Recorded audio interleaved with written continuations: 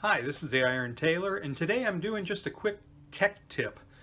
Uh, these are just going to be little short videos trying to show you some of the things we've done in the past and some of the high points of what we want to do today.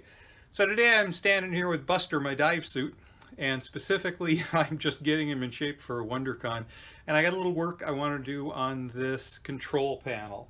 So what I'm going to do now is give you a close-up of the control panel and talk a little bit about the important parts of it. So here's the control panel itself.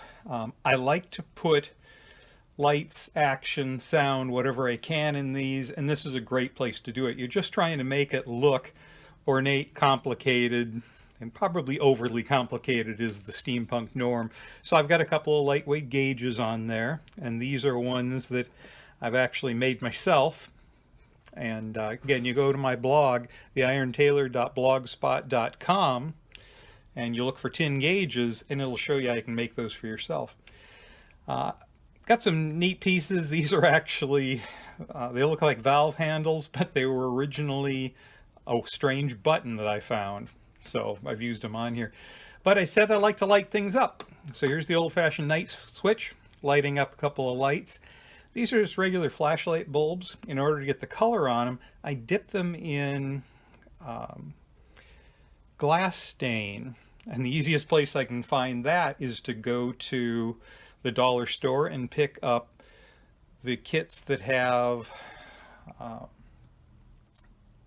small, they're not dream catchers, sun catchers, there we go. And the sun catcher kits for $1 have 3 or 4 little pots of glass dye. You just dip them in there, let them dry, and they come out real nice. My red's starting to peel a little, and that one's supposed to be green, so it's probably time to touch those up. I've also got a couple of little tiny micro switches here. And what these are is they're just hooked to these 2 little tiny headphone jacks, 3.5mm headphone jacks. So I can control an external device with those, and I have a whole modular remote control system that, again, you'll find in the blog and you can look at it. In this case, I'm running one of them with a little internal piece that just gives it a sound chip.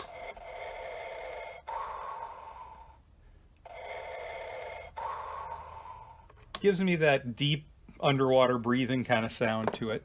And all I did there was I took an existing little Darth Vader breathing chip, put it in and wired it up to the system.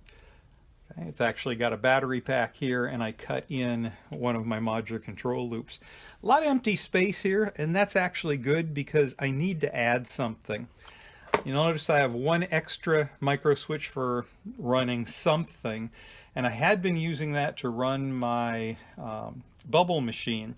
Now I'm going with a little hand switch on that. Again, go to the blog, gives you all the details.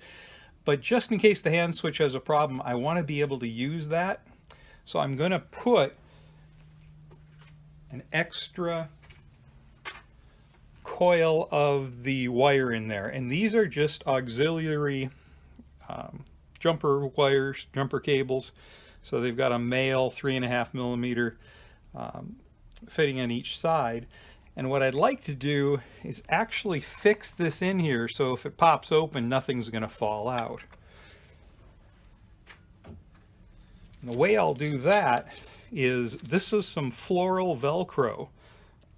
Just a lightweight plastic strip, sticks to itself, and I can use that to put it in place, or to hold the cable in place. And all I need to do is just hot glue this into the actual control panel.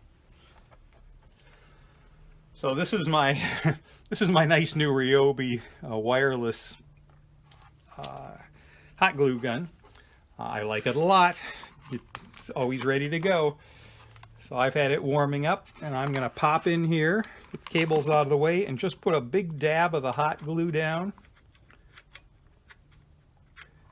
There we go. And I'm going to put my little cable on here.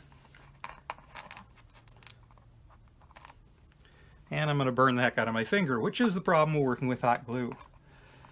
Now that might work just holding there, but I know it'll work better if I actually put glue over the tape itself. So I'm going to pop in with a second little coat of this and just fully encapsulate that little tube in more of the hot glue. Turn my gun off. Now that'll go ahead and set up in just a couple of minutes. Couple of seconds actually, it's pretty quick. What else in this one? I've got this mounted a couple of different ways. I can actually put a strap through slots here in the side and tie it almost on a belt or another piece. I've got the same thing, slots running up and down, so if I'm wearing something like a rocket pack where I've got to have the woven canvas like this as a strap, I can run it on the inside and I can keep moving it from item to item. In this case, I've actually taken some screws and mounted a set of the canvas straps onto kind of a harness I've built specifically for this operation. It's big enough to wrap completely around my body, so one piece runs around the side of the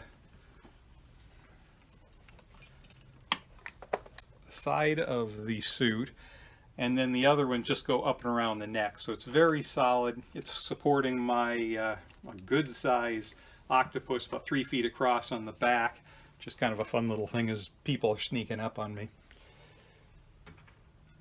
Okay, that hot glue should be pretty much, nope, still a little tacky.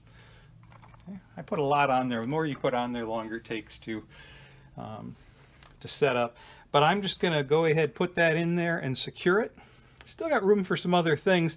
You're always balancing weight versus wearability and storage, so I could drop in some extra batteries for the various devices I've got on here, but I think I'm going to just put this in place and call that a day.